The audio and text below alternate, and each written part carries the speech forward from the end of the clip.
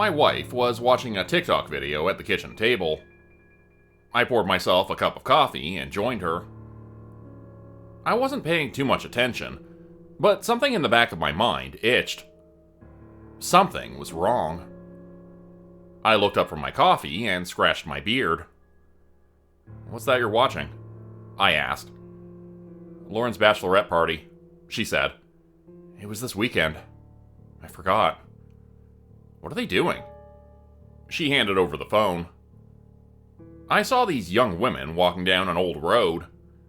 They were singing and tearing at their dresses, messing up their perfectly sculpted hair. Then, at the edge of the clip, you see a man by the side of the road. My heart skipped a beat. I couldn't stop my hand from shaking. I hadn't felt that in a while. A second part. They're standing with the man.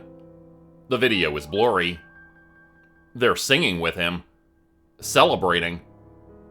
Together, they lean into the camera, yelling at the top of their lungs. "There go young men down the patter trail. Down the patter trail.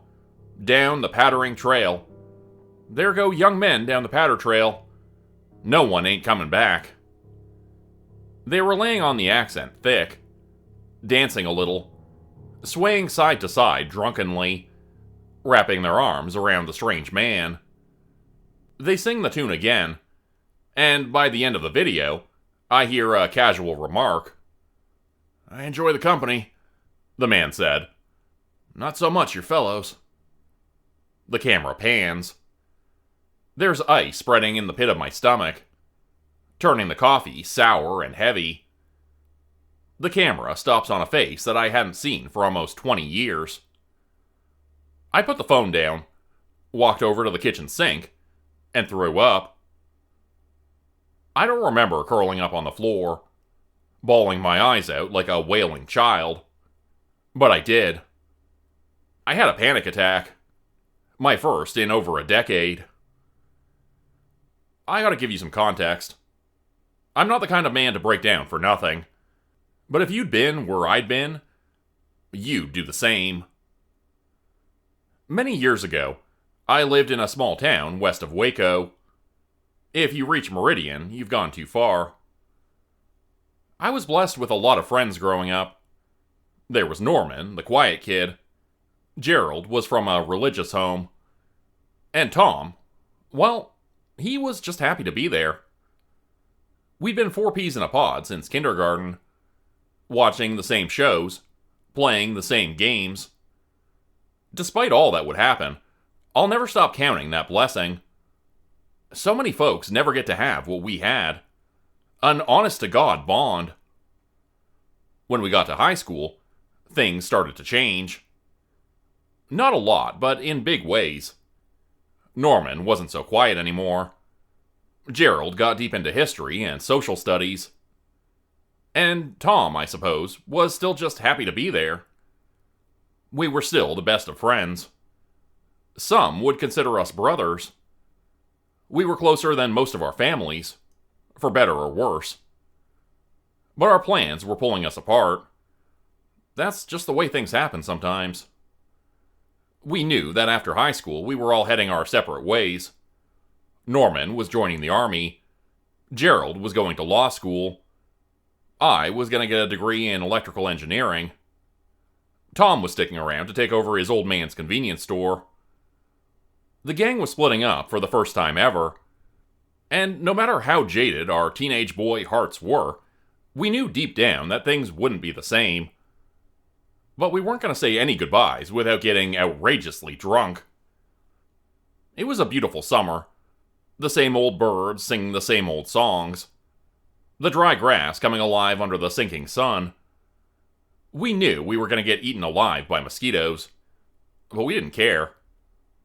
Norman's older brother got us 2 bottles of vodka and a couple of 6-packs. Gerald dug out his old Nintendo 64. We hadn't touched that thing since we were kids. I mean, we still were, but we weren't old enough to notice. All we had were Kiss albums. We blasted them on repeat. We were playing GoldenEye and arguing whether Psycho Circus was the shittiest Kiss album or not. Tom was off in the corner keeping the music going, drunker than a short man doing a handstand in a wine barrel. We took shots, sang, and played until we didn't know who we were. We decided to take a walk back to my place to get some beef jerky. Somewhere along the road, we took a wrong turn.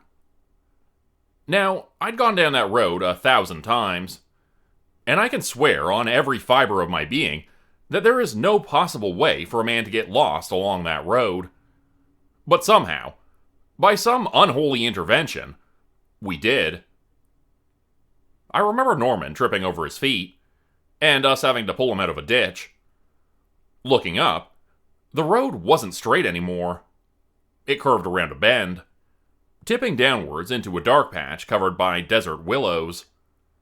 The asphalt gave way to a padded-down dirt trail. I figured we'd taken a wrong turn somewhere, but I couldn't make out where. I actually laughed. I'd never been so drunk that I'd taken a wrong turn off a straight road before. Coming around the bend, we noticed this rickety wooden house. We could barely see it in the shade. It was old, like something out of a western. As light trickled in through the canopy, we saw a bison skull hanging over the front door. And beneath it was an old man, eyeing us curiously from a distance.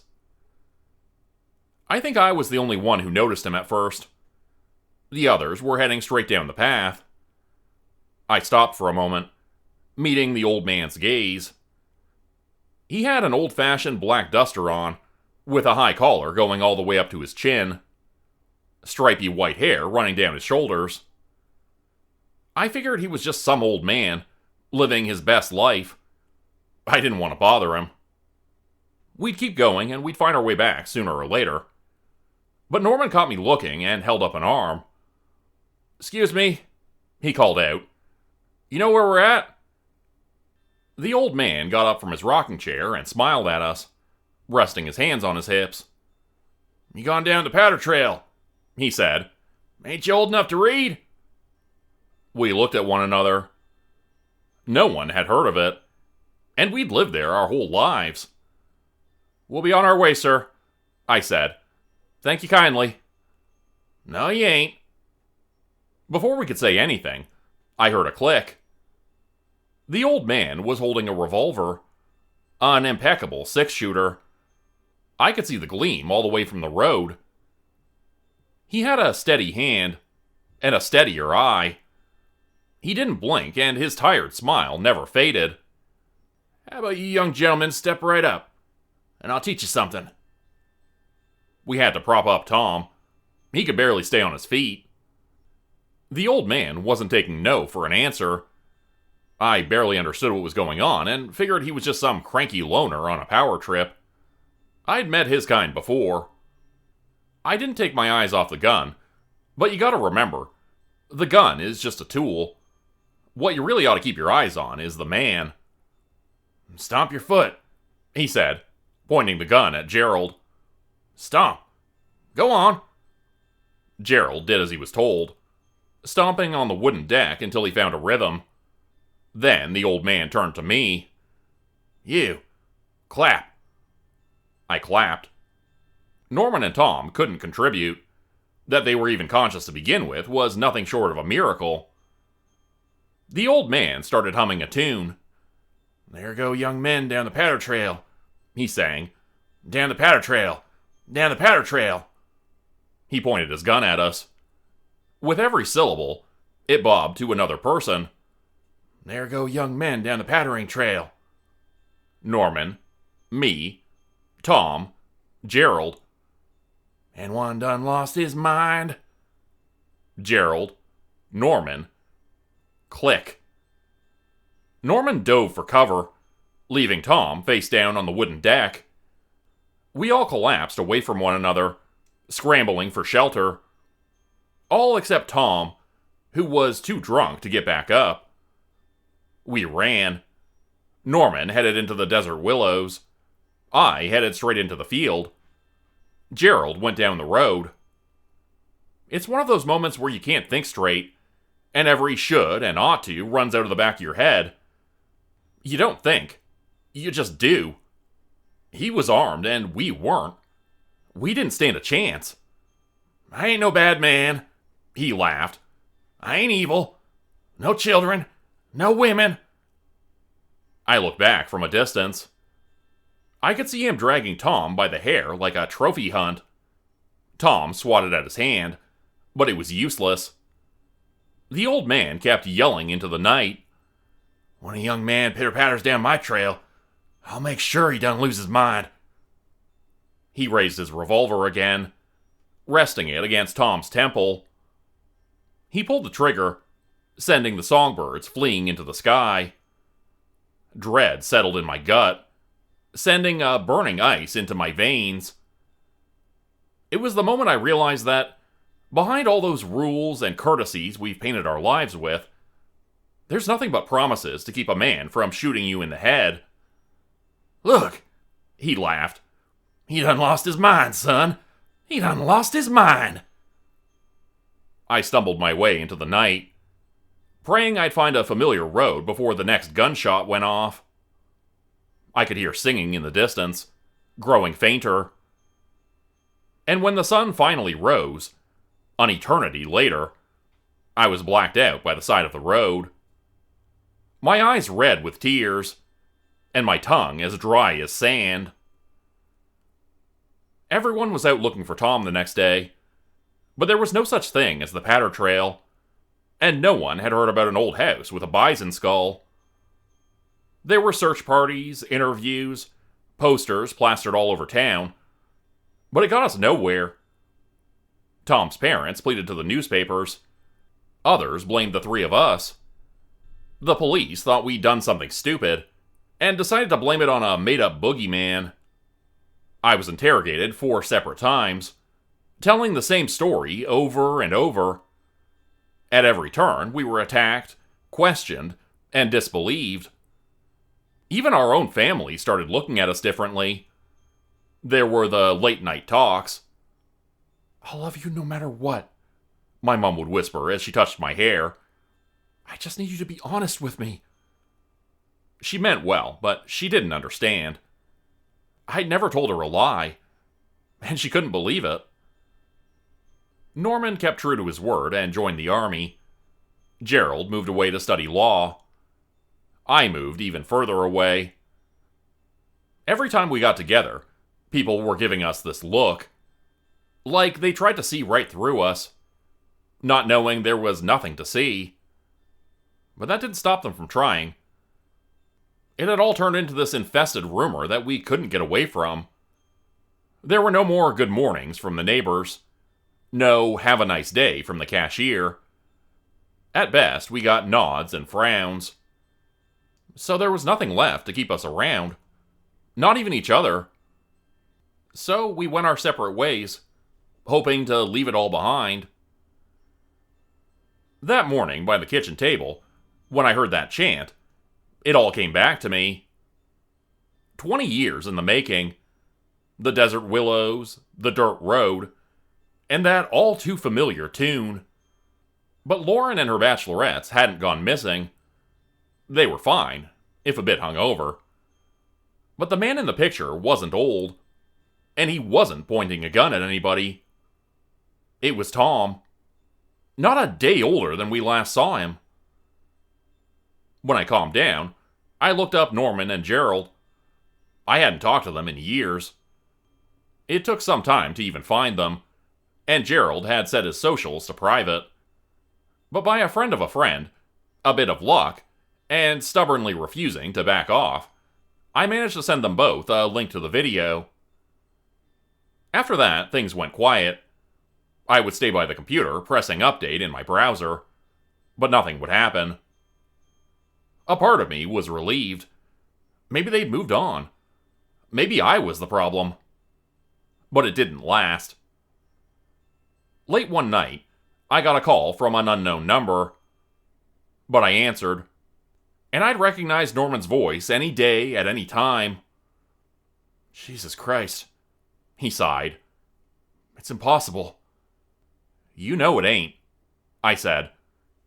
There was a long pause as he deflated on the other side. I could hear ice clinking in a glass. Yeah, I know. Norman was married, had 2 kids. He'd been deployed overseas and brought back a changed perspective. Gerald, on the other hand, was practicing law upstate, living on his own. He left the church the moment he got away from his family. We all got together in a chat. I wanted us to catch up, but it was harder than expected. We didn't have a lot in common anymore. Norman and Gerald were opposites on the political spectrum, and our lives looked very different. But no matter how fast our small talk died, the real issue remained. The Patter Trail was out there. Despite what everyone had told us, that night had happened. We couldn't figure out how Tom could be in that video. It didn't make any sense. We'd seen what happened to him, and those of us who hadn't seen it had, at the very least, heard it. We've told different stories over the years. It's easy for people to understand murder, so that's usually all I've said. It's harder to understand the Patter Trail. Hell, none of us really understood it. On paper, it didn't make sense. Lauren and her bachelorettes had been celebrating somewhere up near Amarillo, while we used to live near Waco. There was no way for our 2 groups to stumble on the same trail that far apart. We had a group chat and kept coming back to the same issue over and over again. I think we gotta face the facts, said Norman. Whatever this is, it's not normal. It's one thing for something not to be normal, said Gerald, and another thing entirely for it to be supernatural. No one's suggesting that, I added. He could have moved. And stayed the same for 20 years? Norman asked. I'm not buying it. Do we even know that's Tom? Gerald asked. Are we sure about that? But we were sure. We'd never stopped seeing his face in our nightmares. I could pick out his voice in a crowd of thousands. There was no doubt in my mind, and I could tell the others felt the same. We might have turned into very different people with very different lives, but we couldn't change what we knew to be true. I think we need to meet up, I said. We need to do something. It took some time to arrange. Norman's wife wasn't keen on him leaving her alone with the kids.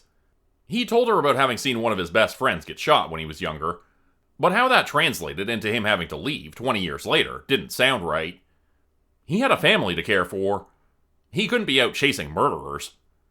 But Norman couldn't help it. I think he blamed himself for leaving Tom behind all those years ago. Gerald, on the other hand, had little holding him back. Not even a cat to feed. But he had painted himself this perfectly balanced life, where everything had a note on his calendar, and everything was perfectly predictable. He had new friends in a new town, and they expected him to be places. It must have been painful for him, making space for old grudges in his sparkling new calendar app. I had to tell my wife about this. She wanted to go with me, but I couldn't let her. I'd lost Tom all those years ago, and I never recovered. Losing her would end me. She knew about my past and having lost a friend of mine. We talked about it, but I'd never told her about the Patter Trail. How could I? Fine, she said. But if I can't come, you gotta do one thing for me. We'd been arguing for hours. We were tired, both physically and emotionally. She wandered off to the basement and returned with a gun. She put it down on the table. I didn't even know we had one. You have to take this, she said. If you're going anywhere near a killer, even with the police just minutes away, you're taking this. And you're calling me every day. It was non-negotiable. Bless her heart. I met Norman and Gerald in Waco for the first time in decades. It was only a fast stop, but we had dinner together before heading west. Gerald talked about civil law. Norman talked about immigration. Gerald ordered a vegetarian dish. Norman had the veal. I settled for fish and kept my mouth shut. We made our way west in separate cars. We followed the same roads, took the same exits, and drove past the same gas station. After a while, the road started to look familiar. muscle memory kicked in, and before we knew it, we were looking down a street where we played as kids. Norman's brother still lived in town, so we had a place to stay. We parked, small-talked for a little bit, and retreated to the garage. Once the doors were closed, we sat down on some cheap, suntan plastic garden furniture. There was a wobbly white plastic table with a jar of cigarette butts. Norman had already lit a cigarette, and Gerald was visibly annoyed, fake coughing out some passive aggression. We heard Norman's brother wish us a good night from the other room as he wandered off, and the conversation settled. "There's no point in wandering around," said Norman. "We've come through every inch of this place over and over. There's no patter trail." "Agreed," said Gerald. "We couldn't have walked for more than an hour. 2 at most. It's impossible." "So we all agree to that?" I asked. "That we're dealing with something impossible?" Norman snuffed out his cigarette and nodded. "Sure." When dealing with something impossible, you can't expect things to make sense based on rational thought. The gloves are off. There are new rules. And you gotta make do with what you got. Norman had a shotgun and a box of buckshot. Gerald was a pacifist and refused to carry a weapon. I ended up somewhere in the middle with the handgun my wife gave me. Of course, if this really was Tom, we'd have no need for any kind of weapon in the first place. But I refused to go unprepared. Norman agreed. We discussed what we ought to do. Gerald suggested firing up the old game console, hoping that might be the trigger. I suggested putting on Kiss albums. Norman, on the other hand, dug out his brother's tequila stash. Things didn't really pan out the way they did back when we were teenagers. Gerald was careful with his drinking. Norman was too busy telling stories from his deployment. I kept nodding off. Alcohol makes me sleepy nowadays. So, sure, we got tipsy, and it was nice to catch up. But we got nowhere near the patter trail. Somewhere around 2 a.m., we decided to wander a bit. I kept yawning, and Norman had turned from happy drunk to angry drunk. Gerald had hit a quasi-intellectual, better-than-thou kind of drunk. We didn't get to the end of the street before the two of them were at each other's throats, yelling at one another to the point where they woke up the neighbor's dog. There was some pushing, some accusations. Norman threw around the word spineless a lot. Gerald settled for idiot. I just asked them to shut the hell up. We didn't get very far that night. I ended up sleeping in my car. Norman curled up in a sleeping bag on the garage floor. Gerald went inside the house and crashed on the couch. The next day, we were hungover, disheartened, and annoyed. Mostly with each other, but with ourselves as well. I think we all considered ourselves idiots to even be there to begin with. We'd been roped in by some idea we could settle a score from decades ago, like we were some kind of action heroes.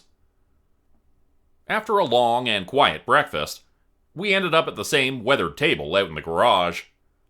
Norman broke the silence. "I think about it a lot," he said. "I know y'all blame me for dropping Tom. That's on me." "No one's blaming you, damn it," said Gerald. "Never did. The man had a gun on you." "I held him," Norman continued. "He trusted me, and I dropped him." "It was that or getting shot," I said. "You had no choice." Norman shook his head. Gerald put a hand on his shoulder. I could hear a crack in Norman's voice as he closed his eyes. "I could have done something," he muttered. "I could have." We spent the day going around town, seeing some acquaintances. We checked out our childhood homes. Mine had been sold years ago. Gerald's had been abandoned. We walked by our old school, checking out our hangout spots. Some of the marks we'd made were still there. An N+R carved into a wooden beam from when Norman had a crush on Ramona. A spray-painted "Gerald is King" from when he won our Mario Kart tournament. And there, on the edge of the bench where we used to read comics, was the most painful text of all. Tom was here. We figured we'd give it another shot. Even if we couldn't make sense of it, we could at least get wasted. So, that night, Gerald put away his glasses. I put on Psycho Circus, and Norman put his hair up with a fancy red tie. We raised our glasses to Tom, over and over. We sang. We complained. And, in a way, we even found things to agree on. Somewhere around the fourth shot, the lines in the sand started to get a bit blurry. This was feeling less like a rescue and more like a farewell party. Somewhere around the sixth shot, Norman and I started talking about our wives, and Gerald took the opportunity to go outside for a piss. By the seventh shot, we realized he hadn't come back. We had another shot and got our guns. Norman had taken a few too many and kept wobbling back and forth. Now, I don't trust a drunk with a gun, but I trusted Norman. The only thing steady with him was his aim. We walked around looking for Gerald. We couldn't find him. Norman shook his head. "We can't look for him," he said.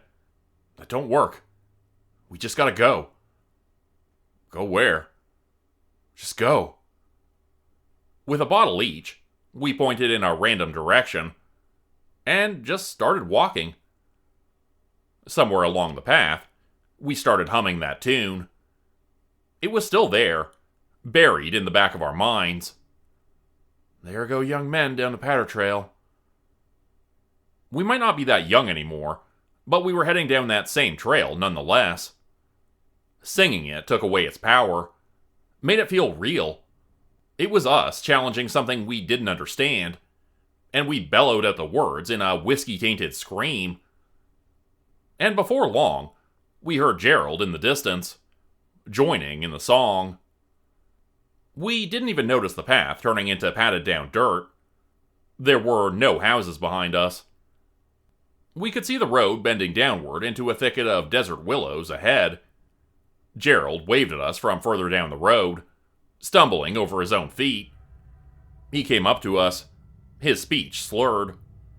"There's a house," he said. "Bison skull and all." "You sure?" I asked. "Sure as shit." He had the hiccups, so Norman handed him a bottle. Gerald eagerly accepted the offer. Together, we followed the trail. Norman checked his shotgun. I checked my pistol. As we rounded the corner, we could see the old wooden house with the bison skull. There was an empty rocking chair out front. We all stopped and stared at it. It was there.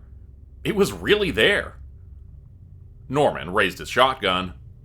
"Come on out," he yelled. "We're coming in." It was quiet.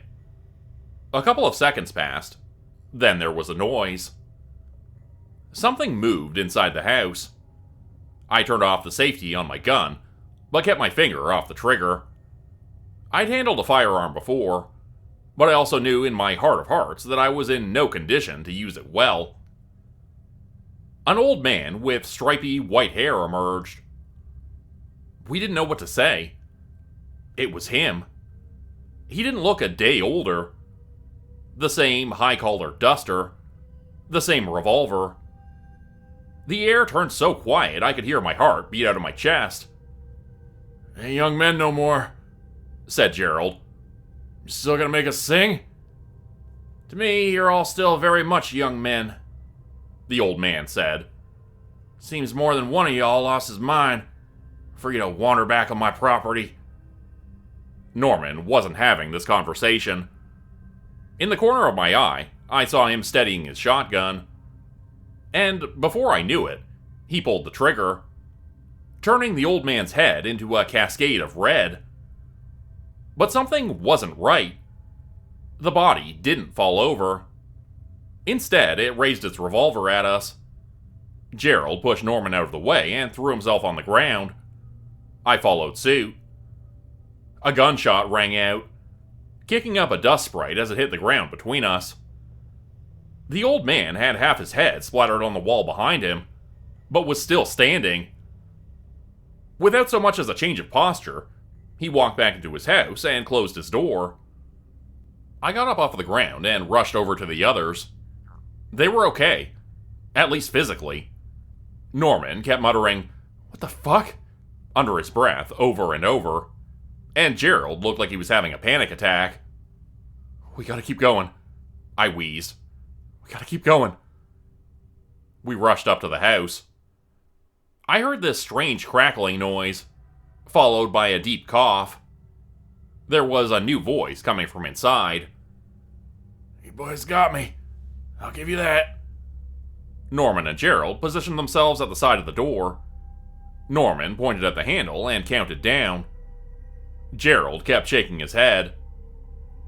As Norman's count hit 0, Gerald opened the door, and Norman stepped up. He took the shot. On the other side of the room was a stranger with a buckshot in his left shoulder. A man in his early 50s. Overweight with a trucker cap and sizable sideburns. Still wearing that same duster, although he couldn't keep it closed.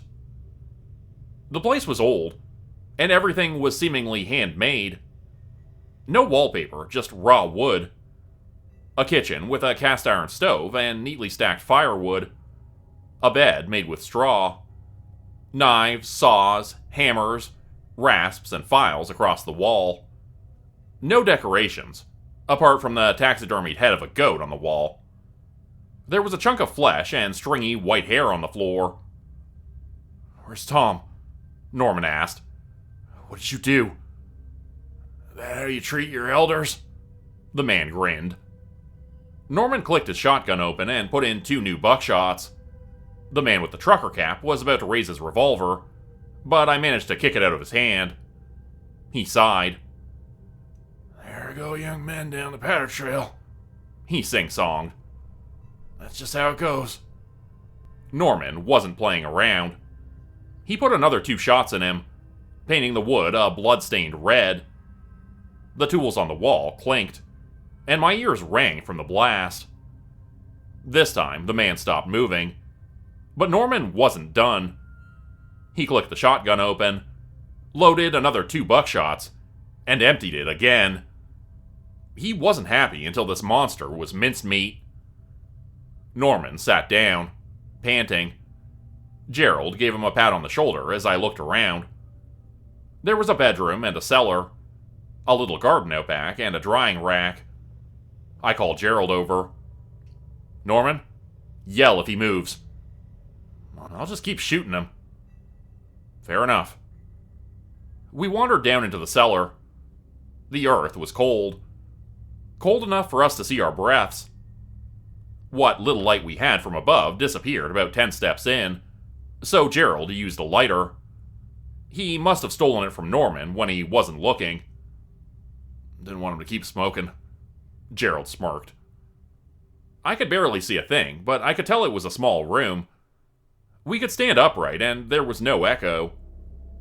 We continued forward, only for me to touch something with my foot. I waved Gerald over, and as the light stretched out in front of me, I lost my breath. Heads.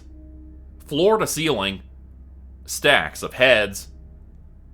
Young men, old men, middle-aged men. All ages, creeds, and colors. Long hair, short hair, no hair. Dead, severed heads. I tapped the lip of a man with fair and well-combed hair. His gray eyes half closed and staring into nothing.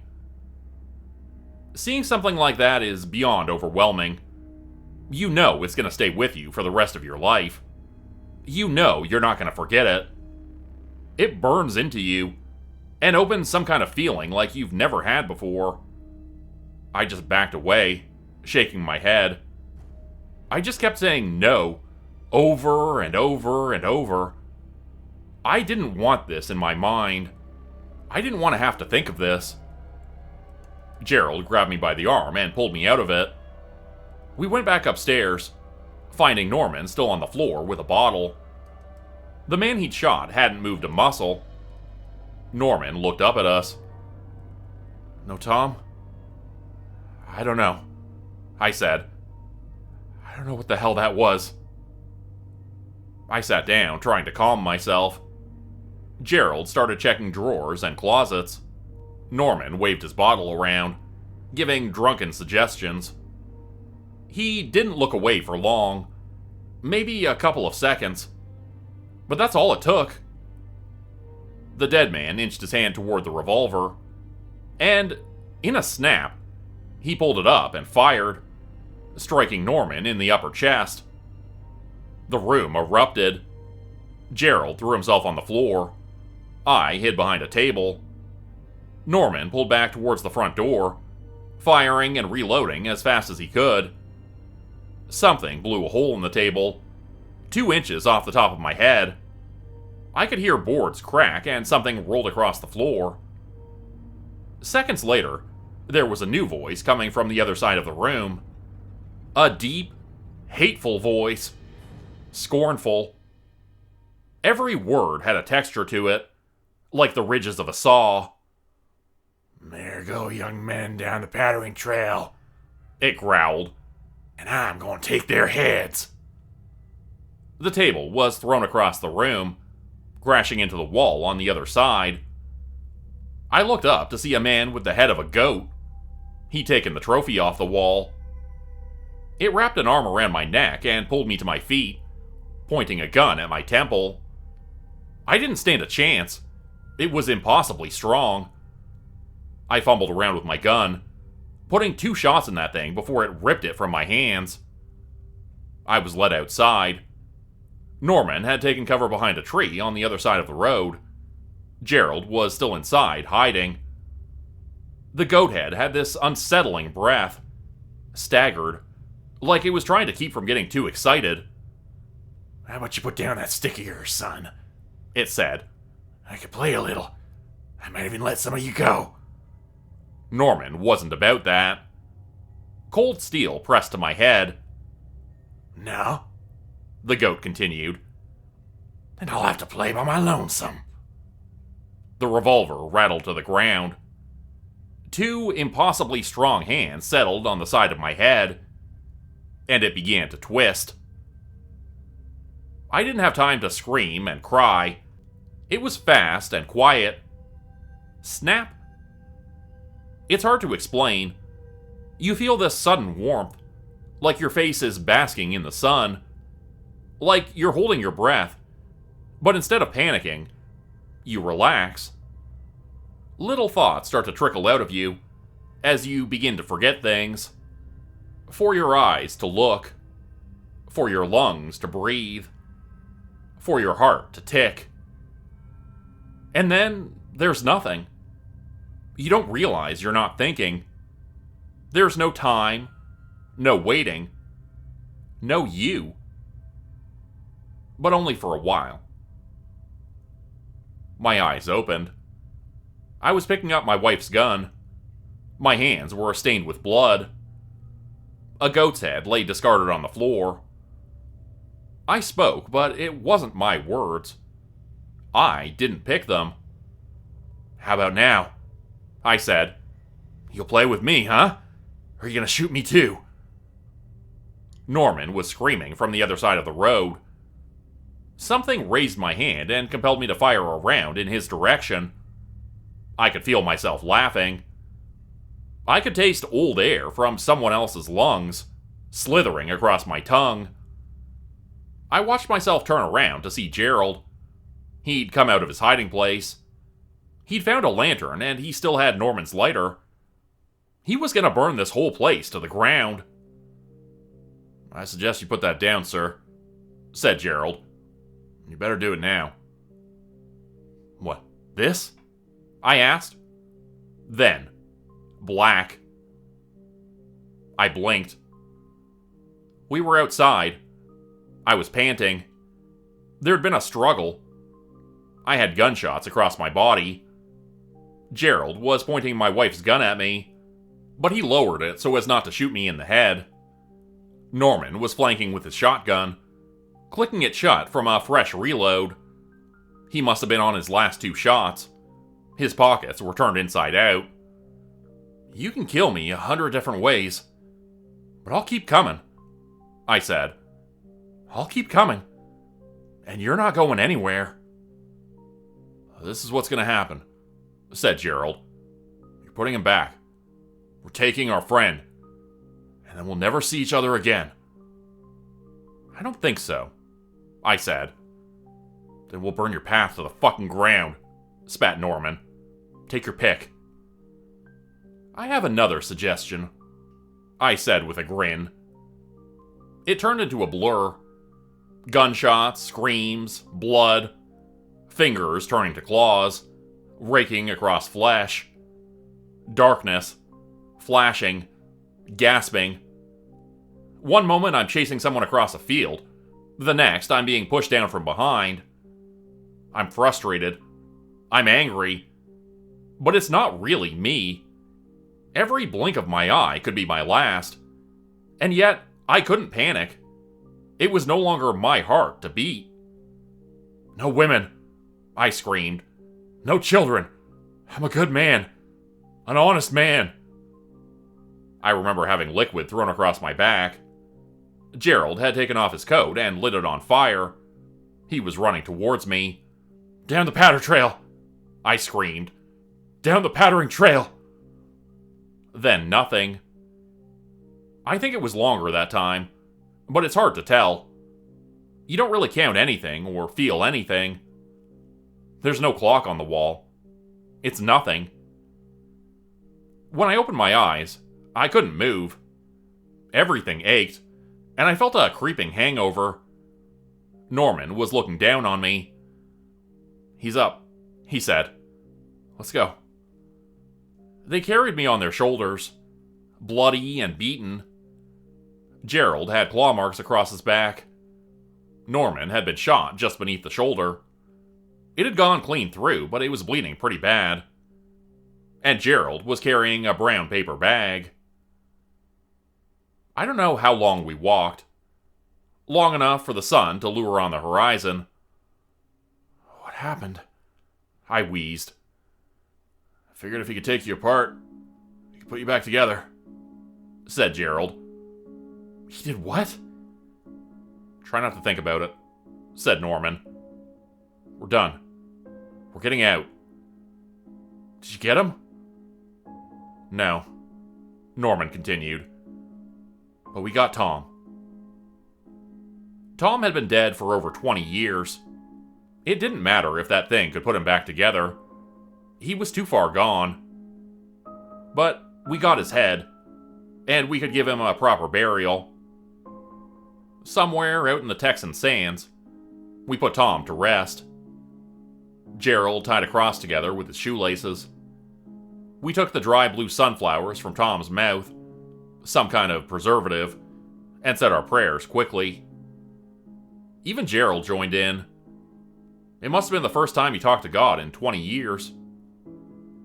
When the sun finally rose, we could see the familiar streets in the distance. We didn't get our friend back, but we settled a score that night. We took matters into our own hands, and we proved to ourselves that what we'd felt and seen was real. That we weren't just some stupid kids who'd taken a wrong turn. We'd been wronged. Maybe we'll never have proper justice for what's been done, but at least we can find some peace. We took something back from that thing, and if we were to return, we'd bring fire. It knows that, so I don't think we'll meet again. I don't know if this solved anything, but it pulled us back to a place we knew. It put our names back in our phones, and gave me faces to remember. And it reminded me, again, that some bonds never break. I got to go home to my wife with an empty gun. She was just happy that I was okay. Now, life goes on. But sometimes when I lay down to sleep, I dream of strange things. Little memories of something from beyond. Little thoughts that aren't mine. Pictures of things to come. or things to be. Strange tastes from things I haven't eaten. I suppose that's to be expected. When you've been touched by the devil, he never lets go. Become a channel member today for early access, bonus videos, and special emojis only available to members. Check out the description below or click the join button for more info. If you'd like another way to help support the channel, please consider joining my Patreon page at patreon.com/JordanGroupHorror. As a patron, you'll get access to bonus videos and content. You'll be credited at the end of every video going forward, and if you decide to stay for 3 months, I'll name a character after you which will be featured in a Hollow's End story. Links to join the Patreon are in the description. Thanks everyone for listening. Please like, subscribe, and comment to help the channel continue to grow. And see you again next time at 4 p.m. Eastern Standard Time. Hope you have a great night.